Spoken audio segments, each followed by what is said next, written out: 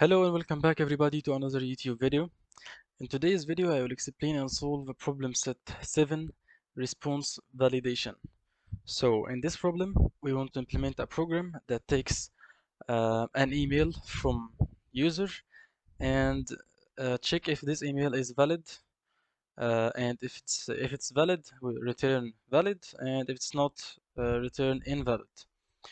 So but in this problem we will not use regular expressions. We will rather use um, a library which is called uh, validator collection, and from this library we will use a function that checks if an email is valid or not. So, and that's how we import the function we need. Validate.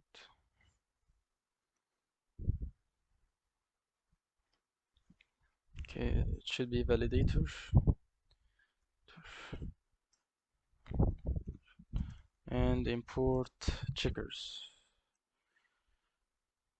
So yeah, and this will have function called email, I think, and it will check if the text we pass in is a valid email format or not.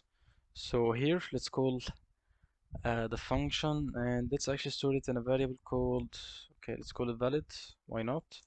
And call the function, so checkers dot email. Okay, it wasn't email, I think it was is email, yeah.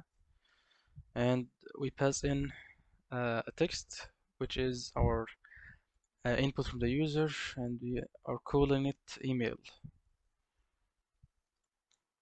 And let's check if valid is true. So if valid, we will return. What's wrong with return these days? I always write it wrong. Okay, let's return true, and else let's return false. Okay, let's put this in test and response Python. Okay, let's type a valid email format. Hello at. This should return true. We need to actually return valid and invalid. So valid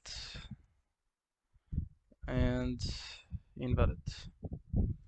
Okay, let's try again and let's type a valid email. Okay, that's true. Let's type invalid email. Okay, invalid. So yeah, it's working. So I think we are done here. And a nice thing we can do is actually uh, remove this from here. We don't need to make a variable for this. We can just put this in the if statement, and let's try again. It should work as before, so let's try. Okay, this will return valid, and okay, let's clear the screen first. Okay, let's try invalid email. So let's type hello. This is invalid, so yeah. Okay, let's try some examples from the problem. Okay, let's just try this example and then use check50 to see if our program passes every test. So yeah, this is invalid. Of course, is invalid. So now let's use check50. And yeah, great. As you can see, we passed every test. So yeah, this program was actually pretty easy. We just used a valid function or a checker from a library.